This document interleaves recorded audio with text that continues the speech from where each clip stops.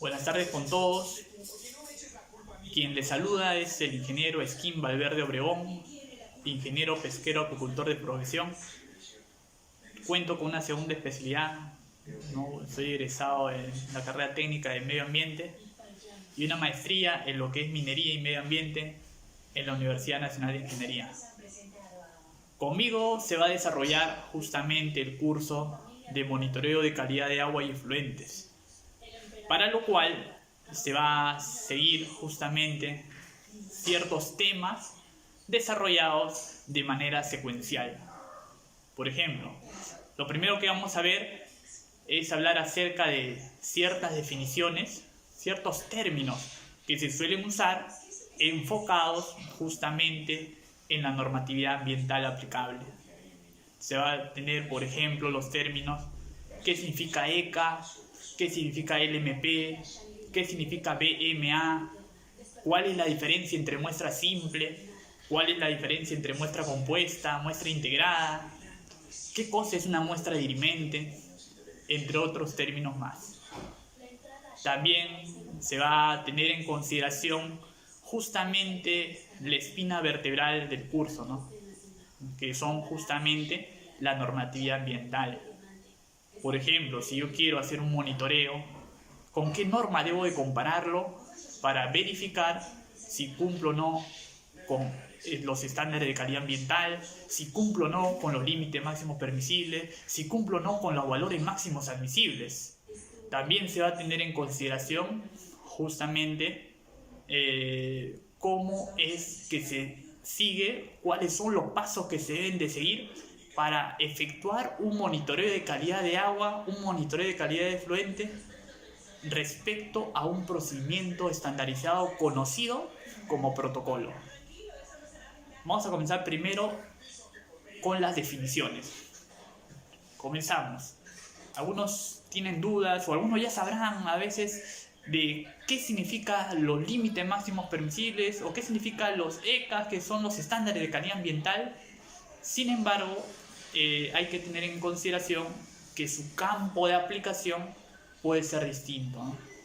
Mejor dicho, es distinto. Por ejemplo, si uno quisiera tomar una muestra de agua en cualquier cuerpo receptor, entiéndase como cuerpo receptor, por ejemplo, al mar, al río, al lago, a la laguna, etc. Generalmente cuerpos naturales de agua. Entonces esas muestras, ese análisis de esos parámetros, justamente lo tienen que comparar ¿con quién? Con los estándares de calidad ambiental, con la norma del ECA para agua. Y es una norma única. La norma es el Decreto Supremo 004-2017 MINAM. Es solo una norma única. Por consiguiente, mejor dicho, por el contrario, si uno quisiera tomar muestras de agua en los efluentes, en los vertimientos, pues entonces se debe de comparar con la norma, ya no del ECA, sino con la norma de los límites máximos permisibles. Esta norma de los LMPs es una norma variable que va a depender del sector con la cual se está trabajando. Por ejemplo, si uno toma muestras de agua de un efluente del sector minero, se trabaja con los límites máximos permisibles, pero del sector minero. Que acá tenemos, por ejemplo, la norma del Decreto Supremo 010-2010 MINAM o la norma de la Resolución Ministerial 011-96 Energía y Minas, el Viceministerio de Minería. Si queremos tomar, por ejemplo, muestras de efluentes del sector saneamiento, por ejemplo, un efluente que sale de una planta de tratamiento de agua residual doméstica o municipal, se aplica, por ejemplo, la norma de los LMPs, pero del otro sector, del sector saneamiento. En este caso es el Decreto Supremo 003-2010 MINAM.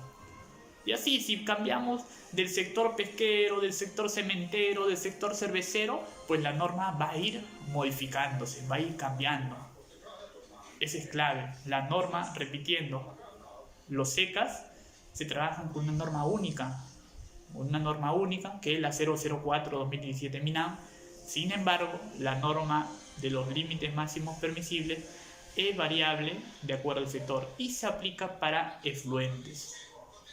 aquí entro a tallar en algo, ¿no? Algunos tienen esa duda porque escuchan tanto los términos afluentes como efluentes. ¿Cuál sería la diferencia? Es sencillo, ¿no? Por ejemplo, si un estudiante que acaba su carrera en 5 años, nosotros le vamos a considerar que este estudiante es un egresado, ¿no? Entonces, el término significa salir, ¿no? Ese estudiante está saliendo de la universidad, ha culminado todo un proceso. El término es salir. Entonces, efluente es un flujo de agua que sale de un determinado sistema o proceso, ¿ya? Un efluente es un flujo de agua que sale de un determinado sistema o proceso. Por el contrario, afluente es un flujo de agua que ingresa a un determinado sistema o proceso. Si yo tengo un sistema de tratamiento, ya sea una planta de tratamiento de agua residual industrial o agua residual municipal o agua residual doméstica, el flujo de agua que ingresa al sistema se le considera un afluente. Por el contrario, el flujo de agua que sale del sistema de la planta es justamente un efluente. La norma que te hace mención a los límites máximos permisibles se aplican no para el ingreso, sino para lo que es la salida de los sistemas de tratamiento. Es por ello que justamente las empresas deben de cumplir con estas normas aplicadas justamente al monitoreo de calidad de agua y efluentes. La empresa tiene que cumplir tanto con la norma de los LMPs en el efluente, como también con la norma de los estándares de calidad ambiental para agua, específicamente en los cuerpos receptores, que ya hemos dado ejemplo. ¿Quiénes son esos cuerpos receptores? Debemos tener en consideración justamente que los cuerpos receptores se le consideran cuerpos receptores, se le considera el mismo nombre, porque son los que recepcionan justamente a los efluentes, justamente a estas descargas. Asimismo, es importante mencionar el término vertimiento. Hay algunos que se confunden, ¿no? Por ejemplo, identifican efluentes que se descargan directamente al cuerpo receptor, o sea, un río, por ejemplo, y estas descargas no son tratadas, entonces no deberían de ser consideradas vertimiento si nos ceñimos a lo establecido en el reglamento de la Ley de Recursos Hídricos. ¿Qué te dice el reglamento de la Ley de Recursos Hídricos? Para comenzar, ese reglamento está establecido a través del Decreto Supremo 001-2010 AG, que es Agricultura. En ese reglamento se establece la definición de vertimiento de agua residual y te menciona que toda agua residual, justamente, que ha pasado previamente por un proceso de tratamiento y que se descargue a un cuerpo continental o marino, es considerado vertimiento. O sea, todo agua residual que es previamente tratado y que se descarga a un cuerpo receptor, entre comillas, es considerado vertimiento. Tiene que ser tratado, ¿ya? En su defecto, si no es un agua residual que se trate y se descargue directamente sin tratar a un cuerpo receptor, entonces no es considerado vertimiento según lo establecido en dicho reglamento. Tenemos que tener en cuenta, ¿ya?, si se va a efectuar, por ejemplo, un monitoreo de calidad de agua en un río, ¿ya?, la clave es conocer justamente el protocolo de monitoreo. Si se va a efectuar un monitoreo de efluente del sector minero, es clave conocer el protocolo de monitoreo del efluente de dicho sector, en este caso el sector minero. Si se va a realizar un monitoreo, ¿no?, de calidad de agua residual doméstica o agua residual municipal, es clave conocer dicho protocolo de monitoreo de dicho sector, de ese monitoreo que se vaya a realizar de agua residual doméstica o municipal. ¿Por qué les menciono esto? Porque así como las normas de los LMPs varían, los protocolos también son variables de acuerdo al monitoreo que se quiera realizar. Por ejemplo, si uno quiere efectuar un monitoreo de calidad de agua en un río, en un lago, en una laguna, en el mar, en cualquier cuerpo receptor, entonces se aplica el Protocolo Nacional para el Monitoreo, establecido a través de la Resolución Jefatural 010-2016 ANA. Tenemos una norma específica que te establece un protocolo nacional para el monitoreo. Si uno quiere efectuar un monitoreo de calidad de efluente del sector minero, tenemos el protocolo del Ministerio de Energía y Minas que se publica en el año 1994. Como nos damos cuenta, el protocolo ya varió.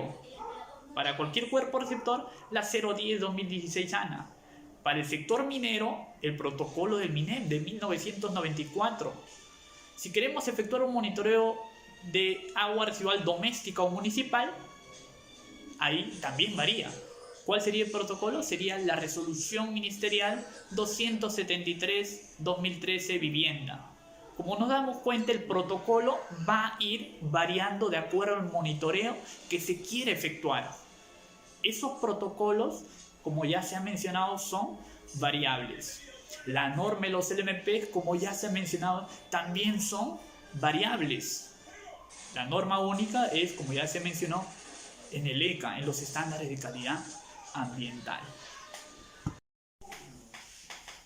Continuando, es importante mencionar también que los BMA, conocidos como valores máximos admisibles, se aplican justamente para aguas residuales no domésticas. Aguas residuales, por ejemplo, que provienen de las industrias, aguas residuales municipales, aguas residuales que no son de origen residencial. Todas estas aguas residuales consideradas no domésticas, cuando se descargan a un sistema de alcantarillado, justamente se tiene que aplicar la norma de los valores máximos admisibles. ¿Y tenemos norma para ello? Sí, tenemos una norma que ha ido variando. Por ejemplo, al inicio contábamos con el famoso Decreto Supremo 021-2009 Vivienda, que se fue modificando, tuvo su modificatoria el año 2015 a través del Decreto Supremo 001-2015 Vivienda. Actualmente, la que se usa no son las dos que ya se mencionó, sino se debería de usar el Decreto Supremo 010-2019 Vivienda, norma que salió publicado justamente el año pasado. ¿Ya? Estas descargas que se realizan, como ya se mencionó, a un sistema de alcantarillado también tiene que ser normado, mejor dicho, es normado, ¿ya? Y se tiene que cumplir con los parámetros establecidos en dicha norma en mención, ¿no? En la 010-2019 Vivienda. Para ello se cuenta con dos anexos bien definidos. Un anexo 1 que cuenta con 4 parámetros. Está el DBO, el DQO, los sólidos totales suspendidos y el parámetro aceites y grasas. Y tenemos también la norma, mejor dicho, el anexo 2 en dicha norma, que cuenta con un total de 19 parámetros. Muchos de ellos elementos químicos, están los sólidos sedimentables, el pH, etc. ¿No? Tenemos norma aplicada para los valores máximos admisibles. ¿Ya? Ahora, también, algo que mencionar, regresando un poco, ¿no?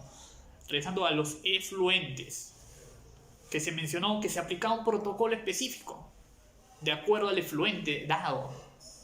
Si se toman muestras de agua de un cuerpo receptor, de un río, de un lago, una laguna, se tiene que ceñir a un protocolo ya establecido, que ya se mencionó, la RJ 010-2016 ANA. Como se mencionó, los protocolos eran variables.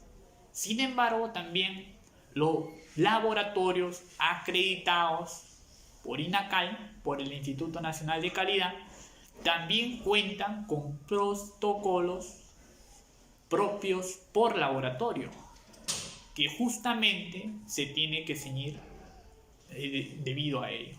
Por ejemplo, si bien es cierto protocolo nacional para el monitoreo que es aplicable a cuerpos receptores. Este protocolo, por ejemplo, te dice, ¿no? Si uno quiere tomar una muestra de agua, en la cual en dicha muestra de agua se analice el parámetro aceites y grasas, el protocolo nacional te dice que lo puedes preservar con 3 ácidos fuertes. Te dice ácido clorhídrico, te dice ácido nítrico o te dice ácido sulfúrico. Son 3 ácidos fuertes. Sin embargo, el que va a definir con qué reactivo preservante tienes que usar es justamente el laboratorio.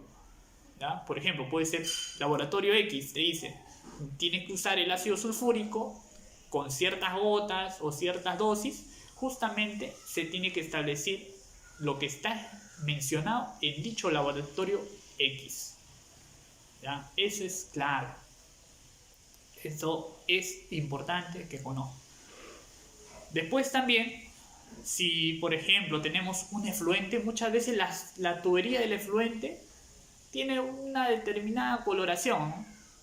Por ejemplo, si tiene una coloración negruzca, ¿ya? Quiere decir que por ella está saliendo un determinado drenaje, que pueden ser aguas servidas, ¿ya?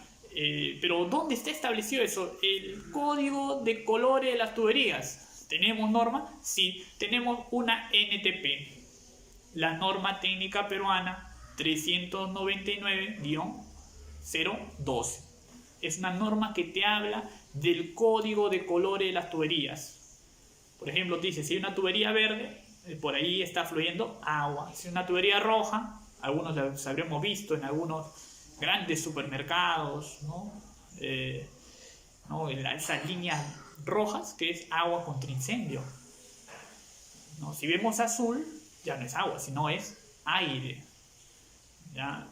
Esa norma de código de colores te dice la norma técnica peruana que ya se mencionó.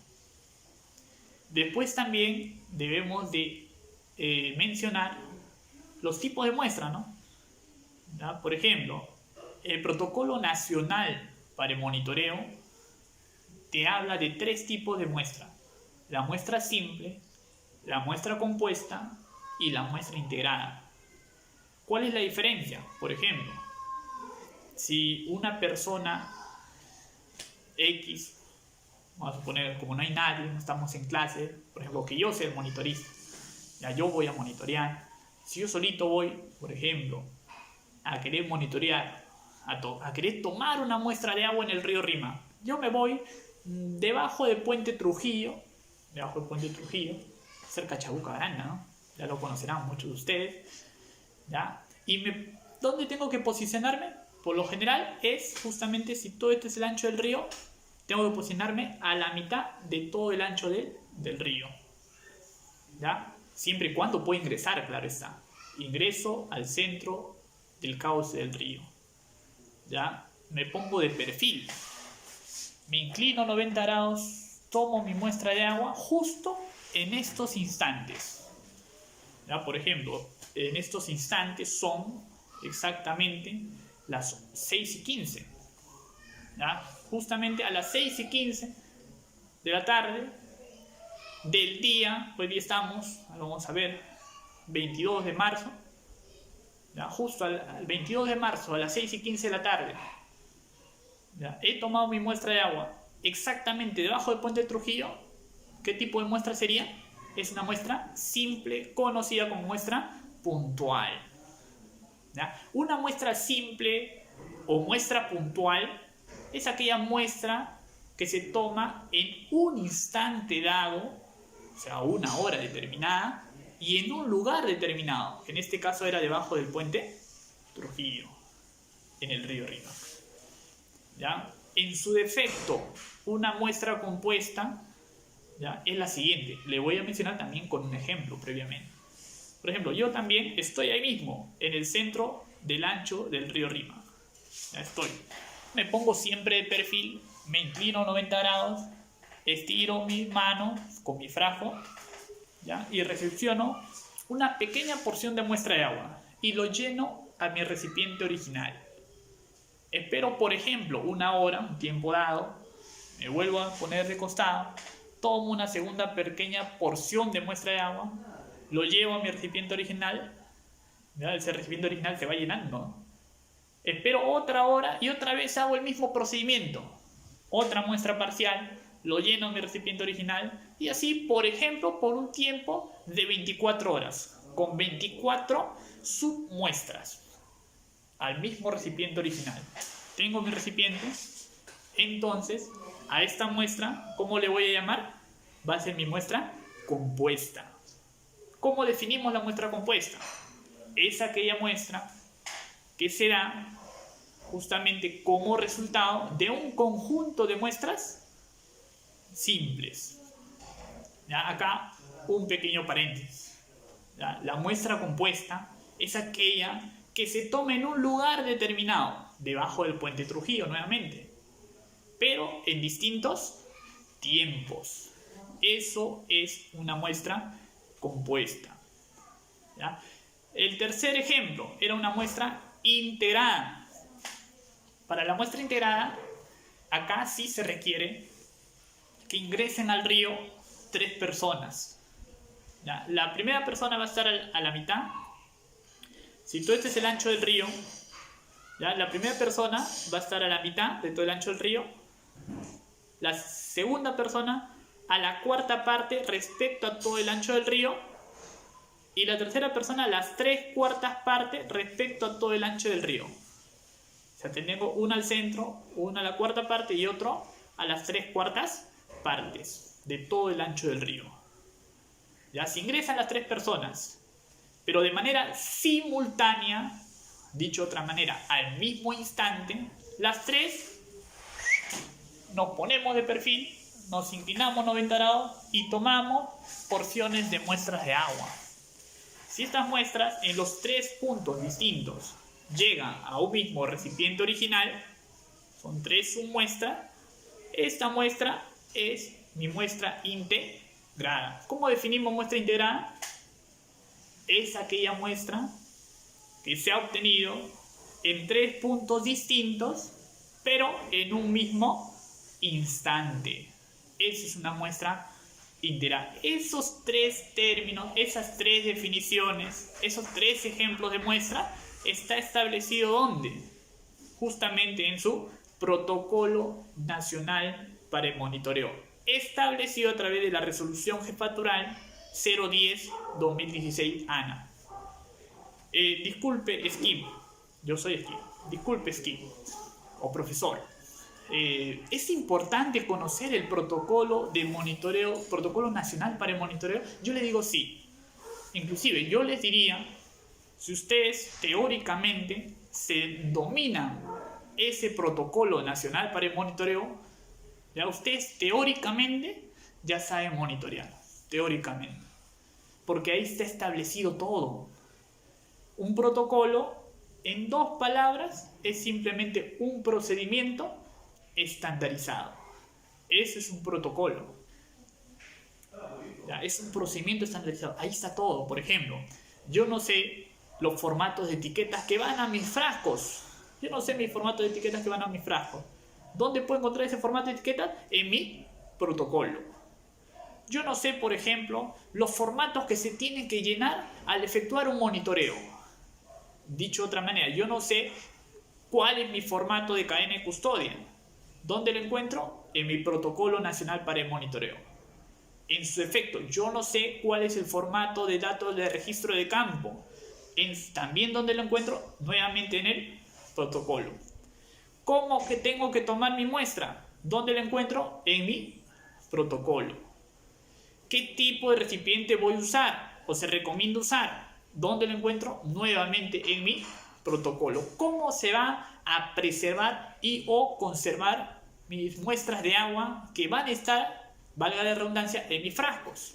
¿Dónde están? Nuevamente en mi protocolo. ¿Ya?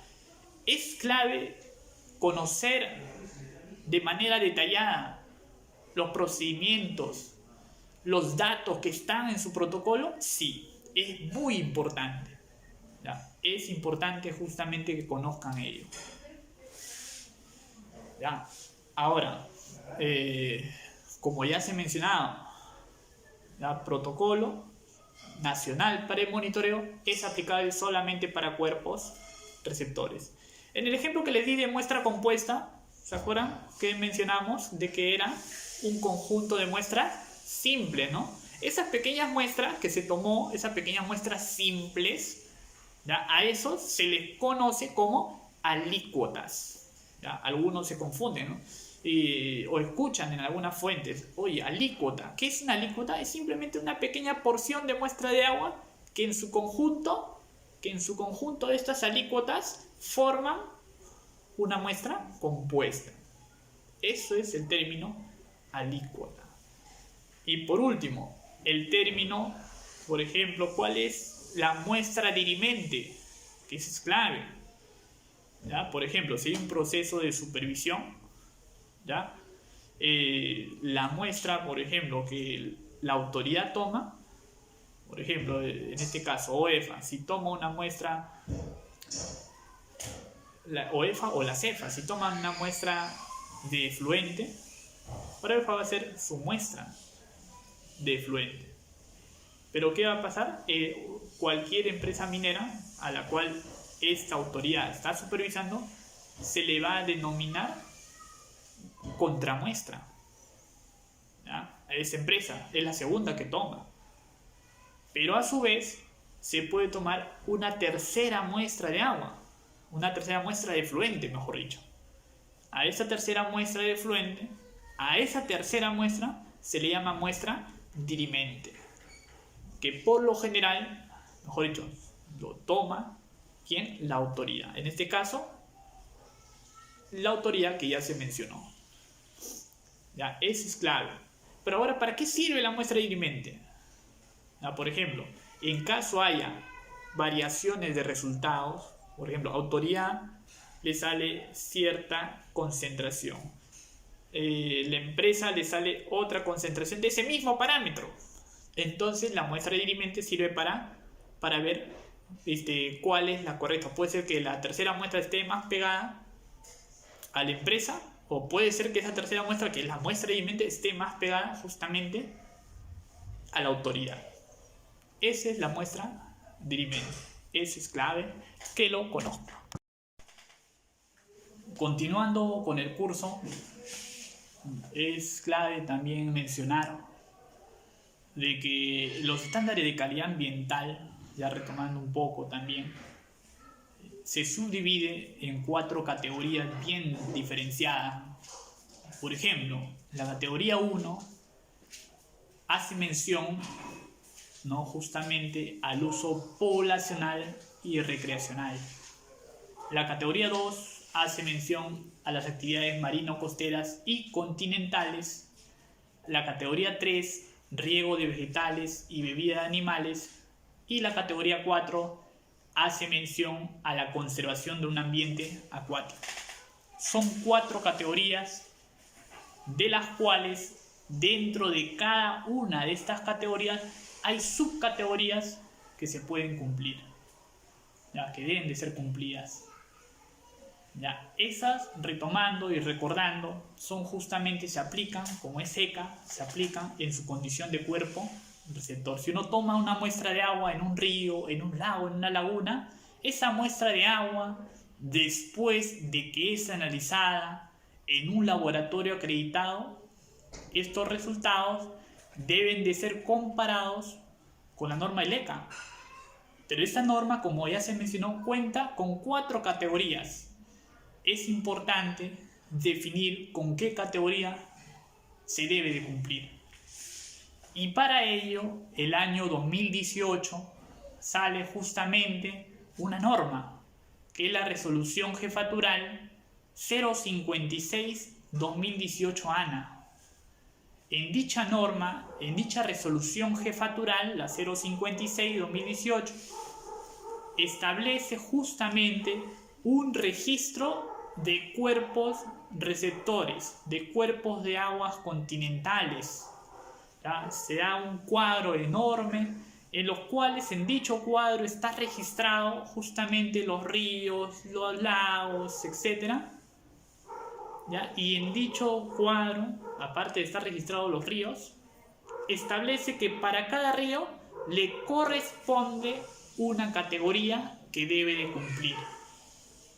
O sea, cuando se toman muestras de agua en un río, en un lago, en una laguna, en cualquier cuerpo de agua continental, entonces se debe de ceñir, se debe de establecer, se debe de tener en cuenta esa resolución jefatural 056 para saber con qué categoría, con cuál de las 4 categorías del ECA para agua es con la que se debe de trabajar. Eso es justamente importante que se tenga en cuenta, ¿no? También un pequeño paréntesis, ¿no? Considerar que antes existía una ley general de aguas, la ley 17752, una ley general de agua, e inclusive estaba establecido las clases de agua, que eran 6. Estaba la clase 1, la clase 2, la clase hasta la clase 6. ¿Ya? O sea, antes se podía decir, ¿no? Después de efectuar el monitoreo se cumplió con la clase 3 de aguas. Claro está, porque antes se trabajaba con la Ley General de Aguas. Pero ahora, como ya sabemos, actualmente para las nuevas empresas, estas deben de ceñirse a lo establecido justamente en los estándares de calidad ambiental, en los ECA para agua. ¿Ya? Ahora, la norma del ECA para agua también ha ido variando. Por ejemplo, la primera norma de los estándares de calidad ambiental para agua que salió fue justamente en el año 2008, año en que se crea el Ministerio del Ambiente. ¿Ya? Por ejemplo, ¿cuál era esa norma del ECA? Era inicialmente el Decreto Supremo 002-2008 MINAM, ¿ya? Considerado ECA 2008. Pero después esa norma del ECA fue modificada en diciembre del año 2015 a través de otra norma, a través del Decreto Supremo 015-2015 MINAM. De lo que era 002-2008 MINAM pasó a ser una modificación, la 015-2015 MINAM. Pero actualmente esas muchas veces ya no se consideran para las nuevas empresas. ¿Ya? Ahora tenemos la norma única que ya se mencionó, que es el Decreto Supremo 004-2017 MINAM, y que específicamente menciona de que ya no se deben de trabajar ni con el ECA 2008 ni con el ECA 2015, solamente con la 004-2017 MINAM. ¿Ya? Ahora, en su defecto, ya es claro también tener en cuenta de que si una empresa X, ¿ya? Una empresa ya sea minera, una empresa del sector hidrocarburos, una empresa pesquera, una empresa del sector industria, cual fuese, si esta empresa genera un efluente, después de su sistema de tratamiento, claro está, si genera un efluente y este se descarga a un cuerpo receptor, entonces tiene necesariamente que cumplir, como ya se mencionó, con la norma de los límites máximos permisibles antes de su descarga. ¿Ya? Ahora, después de esa descarga es clave identificar los puntos de muestreo. ¿Ya? Generalmente, después de una descarga, se define el punto de muestreo aguas arriba de la descarga y aguas abajo de la descarga respecto al cuerpo receptor. ¿Ya? Ese es importante. Después de una descarga, hay una, por ejemplo, yo tengo acá una tubería. De esa tubería está generando una descarga. ¿Ya? ¿Dónde se descarga? Por ejemplo, abajo está un río. ¿Ya? Se define después de ese punto de descarga cuál va a ser mi punto aguas arriba de la descarga y cuál va a ser mi punto aguas abajo de la descarga. ¿Ya? Por ejemplo, el protocolo te dice que aguas arriba se tiene que tomar aproximadamente 50 metros aguas arriba y aguas abajo se toma a aproximadamente 200 metros aguas abajo. Pero yo les pregunto a ustedes, ¿por qué el protocolo te dice aproximadamente? No te da datos exactos. ¿Por qué el protocolo no te dice después del punto de descarga se tiene que tomar aguas arriba del río, por ejemplo? A 50 metros exactamente y a 200 metros exactamente aguas abajo. ¿Por qué no te establece ello? porque debemos de considerar justamente los criterios de ubicación de los puntos. ¿Ya? Ese es clave. Tenemos que considerar los criterios de ubicación de los puntos de muestreo. Ahora, ¿cuáles son esos criterios? Son 3 bien definidos. El primer criterio es la accesibilidad. El segundo criterio es la representatividad.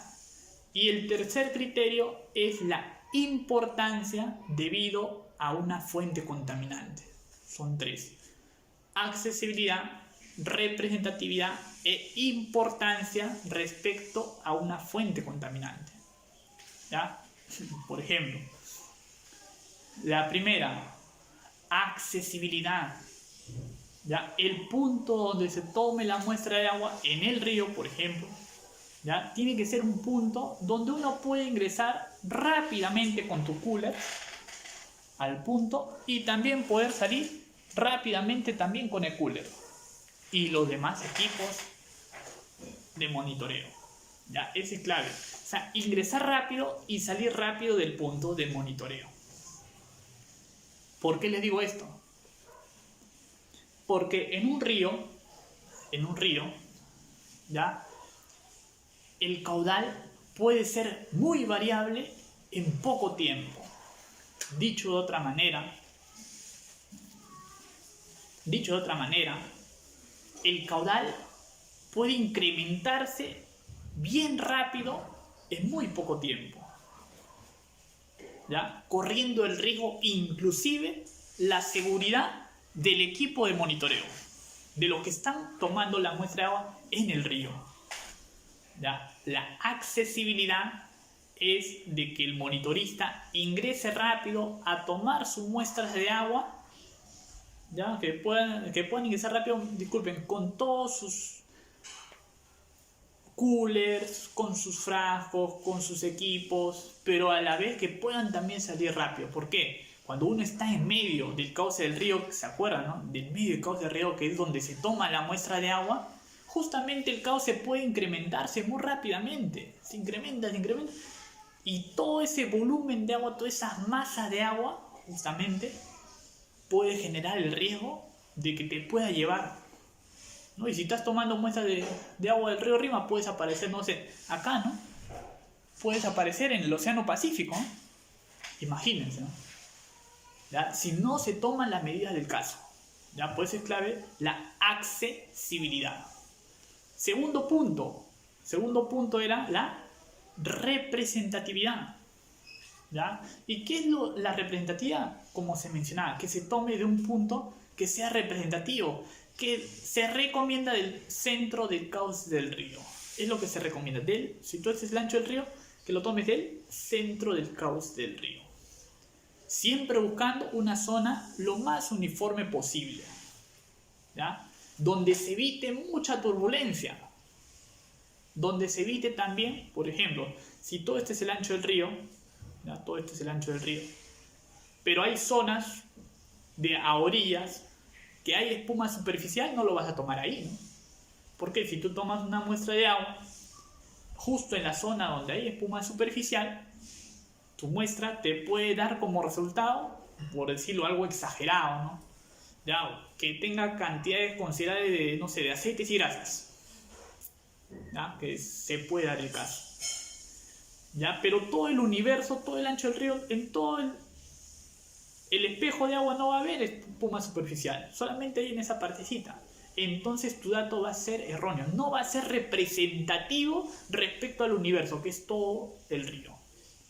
Es siempre tener en cuenta ello. Se tiene que tomar la muestra más representativa y eso es justamente al centro del ancho del río. Ahora ustedes dirán, pucha, pero es difícil de ingresar dentro del centro de cauce del río. Peor aún, si son flujos de agua en el río con caudales considerables, donde el riesgo de un posible accidente en el monitorista es latente. Para ello se pueden usar ciertas herramientas. Por ejemplo, hay un instrumento largo, una herramienta larga, ¿ya? Con la cual se puede hacer uso para tomar tu muestra de agua. Ese es conocido, por ejemplo, como brazo extensor. Algunos le llaman también brazo telescópico, ¿ya? Pero es un brazo extensor, es una herramienta larga, ¿ya? Y en un extremo tiene una superficie circular, que es donde se conecta justamente, se instala justamente el frasco. Con ese frasco puedes tomar ya tu muestra de agua. Ya es muy usado. Ya, ese es clave. Primer criterio es la accesibilidad. Ingreses y salgas rápido del punto. Segundo criterio, representatividad. Que lo tomes lo más representativo que puede existir del centro, del ancho del río. Una zona que no haya espuma superficial. Una zona donde no haya mucha vegetación a veces, ¿no? Porque a veces la vegetación está a orillas. Hay que evitar dichas zonas, ¿no? Y lo tercero es justamente la importancia de una fuente contaminante, de una posible fuente contaminante, ¿no? O sea, identificar justamente si era la tubería y ahí estaba la descarga, si ese es mi nivel de río, ¿no? Ese es mi nivel de río, acá está la tubería y acá se está dando la descarga. Entonces, identificar dónde está esa descarga para que en base a esa fuente contaminante puedas definir tu punto aguas arriba, aproximadamente 50 metros aguas arriba y aproximadamente 200 metros aguas abajo. Ya, aquí juega un papel clave justamente lo que ya se ha mencionado. ¿Por qué se dice aproximadamente aguas arriba, aguas abajo? Porque tiene que cumplir con esos tres criterios que ya se mencionó. Por ejemplo, el criterio primero que es clave es la accesibilidad. ¿Qué ocurre si, por ejemplo, si tu punto donde vas a tomar aguas abajo, ¿ya? Tu punto, llegas a tu punto, o sea, llegas al río, pero ingresando por superficies bien pronunciadas, con pendientes bien pronunciadas, los cuales tienes que llegar, pero justamente con un riesgo de caídas, de tropezones, porque las pendientes son pronunciadas. ¿Qué pasa con un incremento del cauce del río? Pues va a generar definitivamente un riesgo de un posible accidente. Y eso justamente es lo que se tiene que evitar. ¿Ya? Ahora, yéndonos al punto, ya que estamos en la toma de muestra aguas abajo del río, de esa fuente de descarga. De esa fuente de descarga, ya que sale de la tubería, como el ejemplo que le hemos dado, aguas arriba era aproximadamente 50 metros, pero si no son las condiciones adecuadas, se puede proyectar, pueden ser 60 metros, 70 metros. Lo importante es la seguridad del monitorista. Se pueden proyectar puntos. 200 metros aguas abajo, te dice el protocolo, aproximadamente. Si no reúne las condiciones, puede ser 190 metros, 220 metros, donde haya las condiciones de seguridad para la toma de muestra, que cumpla con el criterio de accesibilidad. En el punto aguas abajo es importante justamente, en el punto aguas abajo, que se tome la muestra de agua alejado de la distancia de la zona de mezcla. Acá ya vamos a un término clave. Por ejemplo, si la descarga se da en este punto, todo este es el río, ya siempre ese punto donde se está mezclando, donde se está combinando el efluente, la descarga de la tubería con el río, ya está bien una combinación, está bien una mezcla entre efluente y cuerpo receptor. Cuerpo receptor es un río X, y el efluente, justamente, propiamente dicho, ¿no? Se va combinando.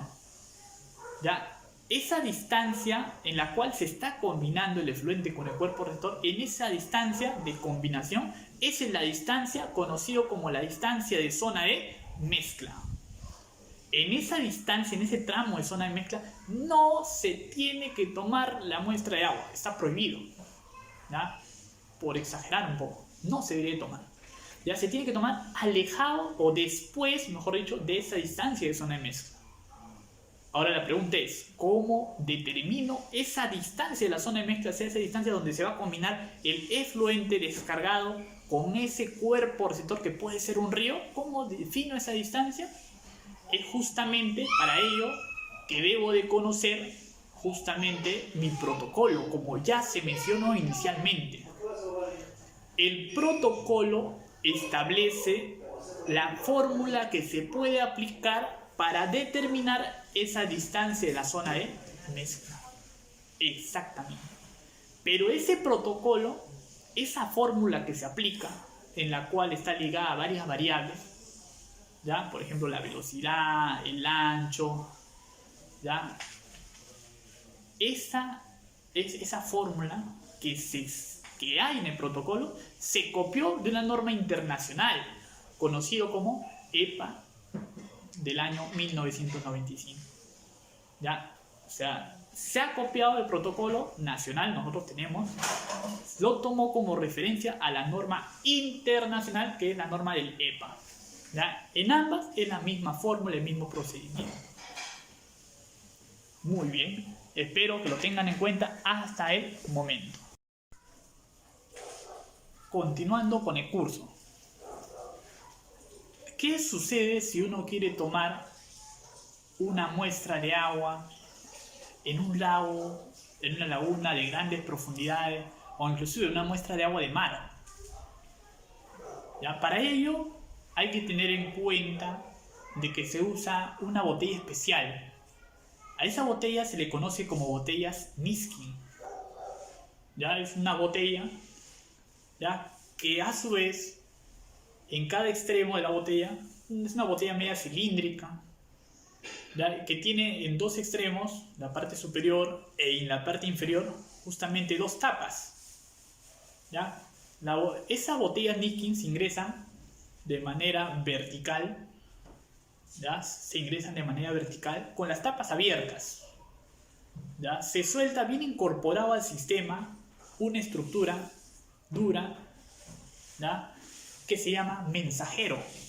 El mensajero se suelta desde el nivel superior de la embarcación y cuando cae e interactúa con la botella, automáticamente las tapas se cierran, capturando a dicha profundidad la muestra de agua que se requiere.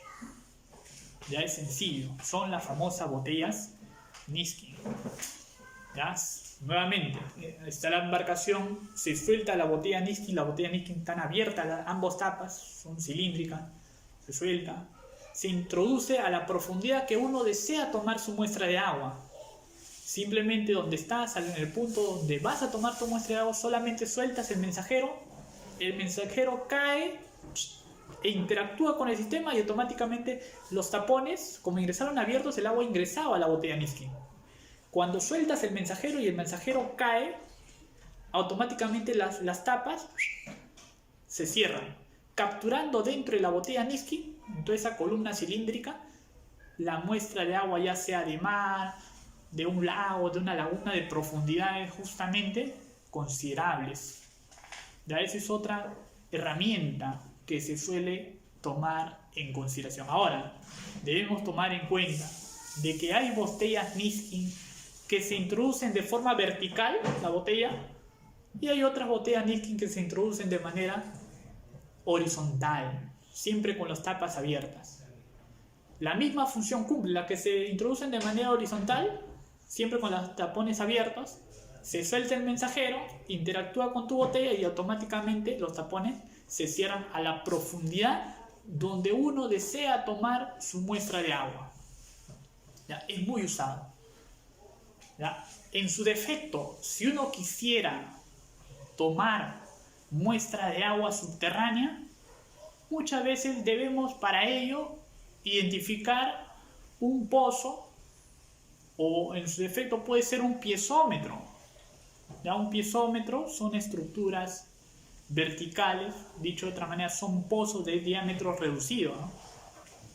Se identifica el piezómetro o el pozo y en ella se puede justamente absorber a través de un equipo de bombeo el agua empozada en el piezómetro. ¿Ya? O puede ser, alternativa 2, se puede usar justamente los famosos bailers, que son estructuras de plástico que se introducen también de forma vertical. Si todo esto es el piezómetro, ¿ya?, o pozo, dentro del pozo, dentro del piezómetro, se introduce en el baler, que es una estructura de plástico vertical. ¿Ya? Se introducen, simplemente el agua ingresa al baler, ¿ya? Y simplemente luego el baler lo tienes que sacar, lo tienes que extraer. ¿Por qué? Porque ese baler, que es una estructura de plástico, va unido justamente a una cuerda. ¿Ya? Se introduce el baler al piezómetro o al pozo, el baler ingresa, cuando interactúa con el agua, ingresa justamente el agua y simplemente lo que tienes que hacer es jalar el baler. ¿Ya? Recapitulando, ¿no?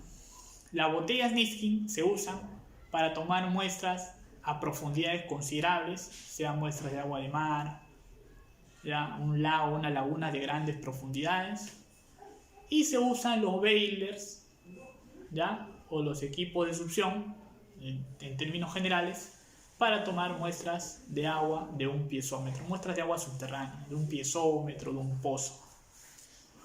¿Ya? Asimismo, tener en consideración que antes de tomar tu muestra de agua subterránea en el pozo, en el segundo caso, se tiene que purgar el pozo o piezómetro.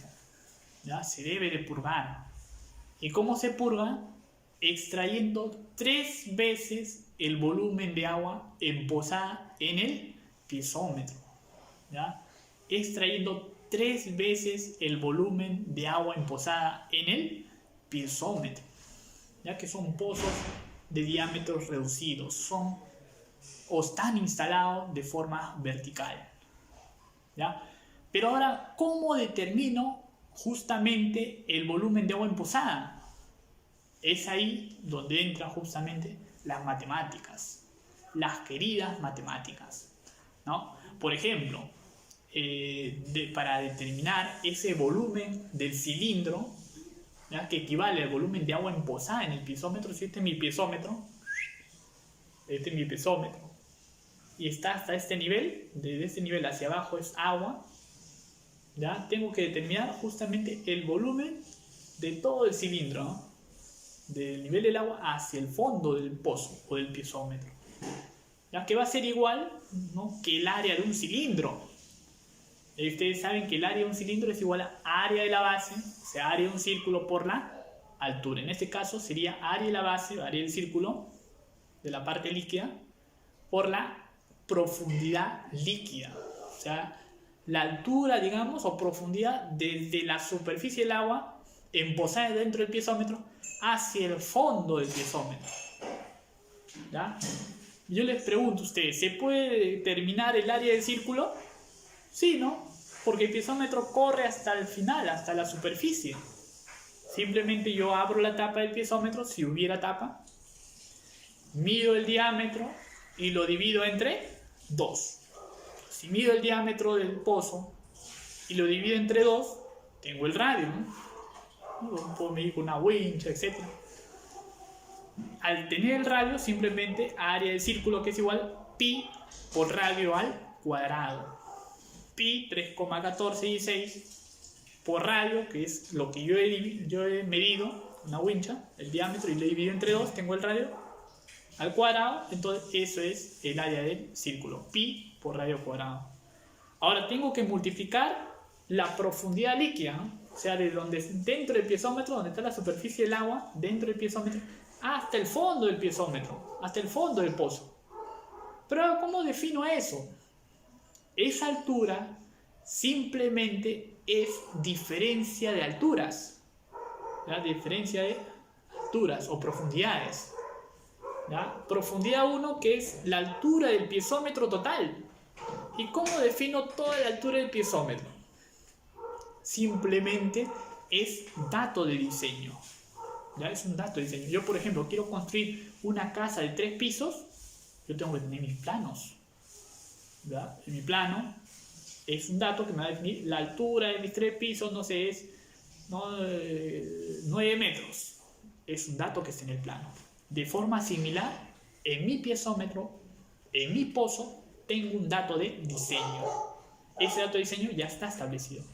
Entonces, a la altura líquida del piezómetro tengo que restarle, ¿no? La altura total, que es un dato de diseño que ya se ha mencionado, menos la altura del espacio vacío, ¿no? Desde la parte superior del piezómetro hasta donde está la superficie del agua emposada en mi piezómetro.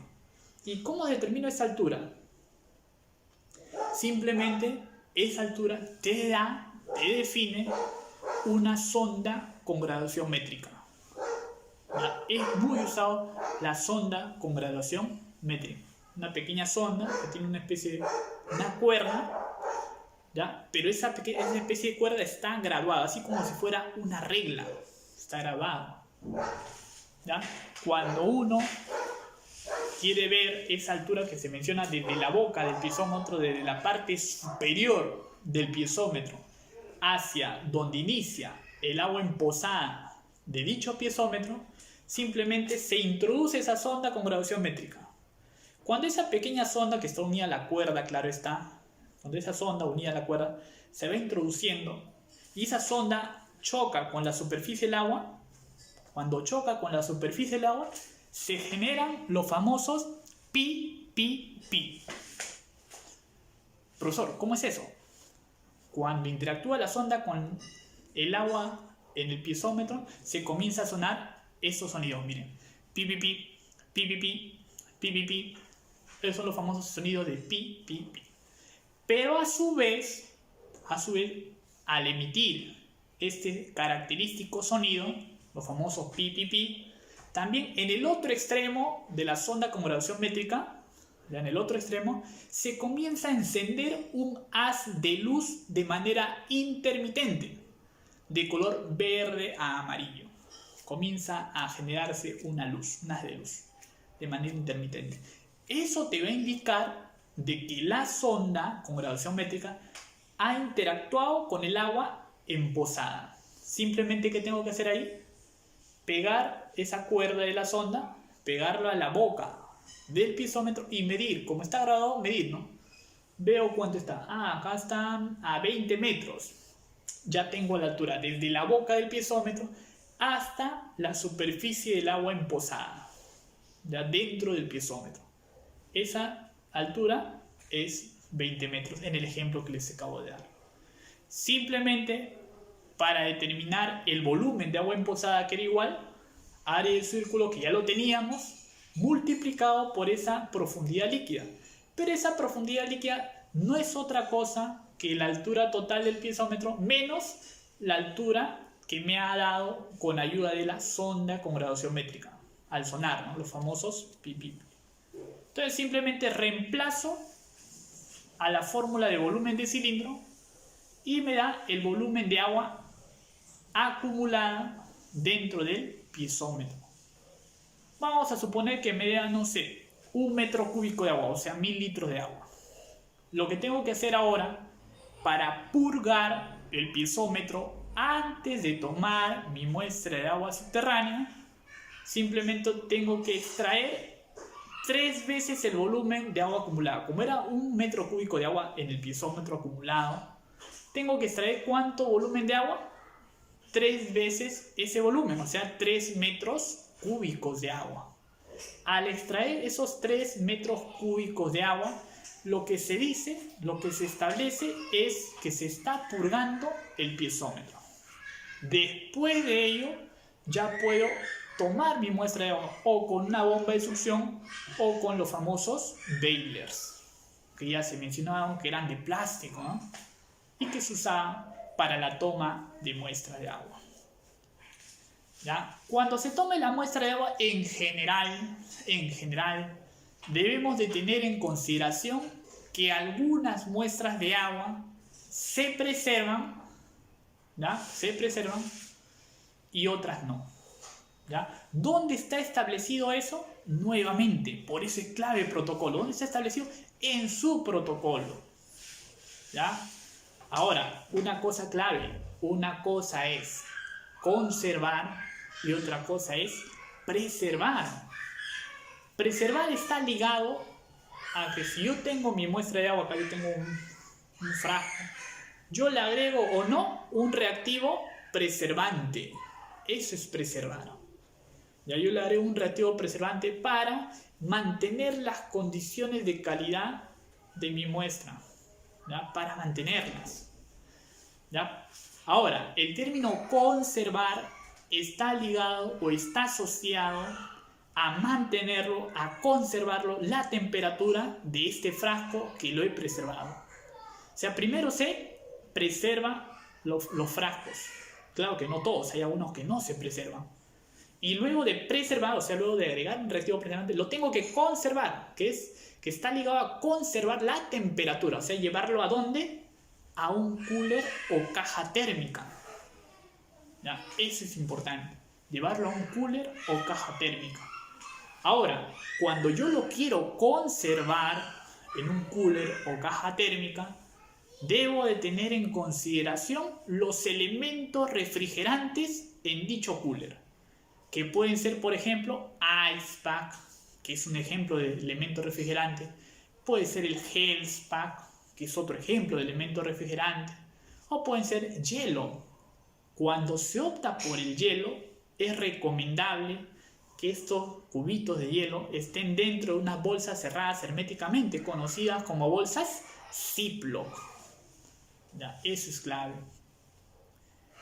Ya saben, preservar está ligado a agregar un reactivo preservante, y conservar es llevarlo a temperaturas, a conservarlos a ciertos grados de temperaturas. Ya, en grados Celsius, claro está. ¿Ya? Ahora, luego de que lo has preservado, ¿ya? En algunos casos y en otros no, porque no todas las muestras se preservan, ¿ya? Y luego de que has conservado, llevándolo al cooler, tienes que llevarlo posteriormente a un laboratorio acreditado por INACAL para que haga el análisis respectivo de las muestras. Un pequeño paréntesis, ¿ya? Las muestras que están dentro de tus coolers no van a ingresar a un laboratorio a analizarse si es que no cuentan justamente con los registros respectivos, ya sean formatos de cadena de custodia o ya sean formatos de datos de registro de campo. ¿Cuál es la diferencia? El formato cadena de custodia, que está dentro del protocolo, como ya se mencionó, generalmente es aplicable para parámetros ex situ, conocido como parámetros de laboratorio. ¿Ya? Parámetros ex situ laboratorio son aquellos parámetros que se analizan en el laboratorio. ¿Ya? Mientras que el formato de datos de registro de campo, que es otro documento, es otro formato, es exclusivo para parámetros in situ, conocido como parámetros de campo. ¿Ya? Ambos formatos tienen que ser llenados, pero si no cuentan con una cadena de custodia, simplemente tu cooler con tu frasco, luego de que lo lleves al laboratorio acreditado, simplemente no se va a poder analizar. Ya, por hacer una analogía, ¿ya? Un joven, así como yo, ¿no? Poquito joven, ¿no? Ya recién cumplido los 18 años. Les pregunto, ¿ya? Y todavía tiene cara de niño todavía, así como yo. Va a una discoteca, está en la puerta de la discoteca. La pregunta es, ¿va a poder ingresar si no cuenta con su DNI? No, es bien complicado que le dejen ingresar. Algo similar es justamente los coolers con tu cadena de custodia.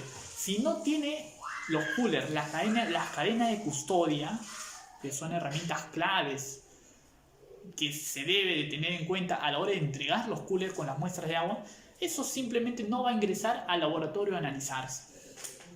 Ahora, otro dato importante, ya que nos está quedando chiquito el tiempo, ¿ya? Los coolers con las muestras de agua, ¿ya? Si en esos frascos, ¿ya? Esos frascos con la muestra de agua, si se va a realizar un análisis físico-químico, ¿ya? De esas muestras, ¿ya? Se recomienda que estas estén dentro del laboratorio dentro de las 24 primeras horas. Dentro de las 24 horas después de tomar la muestra de agua, preservarla y conservarla. En su defecto, si se quiere tomar muestras de agua para hacer un análisis, se ha tomado la muestra de agua y se ha hecho un análisis microbiológico, pues simplemente tienen que ingresar al laboratorio dentro de las 6 primeras horas. Ojo, son 6 horas. ¿Ya? Es muy delicado ello. ¿Por qué? Porque si les toca hacer un monitoreo en Tumbes, acá está, mira, justo acá está mi mapa. Miren, les toca realizar en Tumbes, pegado a Ecuador. O acá en Tacna, acá está un poco rayado porque mi sobrinito lo ha manchado.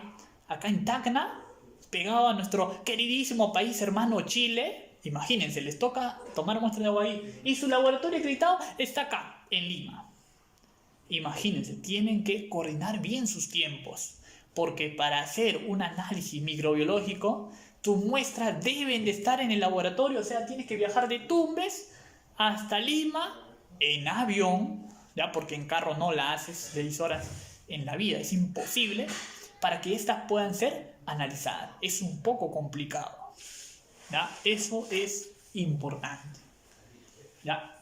Ahora, siempre el monitoreo no es solo determinar la calidad, o sea, hacer análisis con los equipos de monitoreo en campo, equipo multiparámetro, turbidímetro u otros, sino también es tomar muestras de agua, como ya se ha mencionado, para que lo analice un laboratorio acreditado, sino también es estimar el caudal de agua en un río, por ejemplo.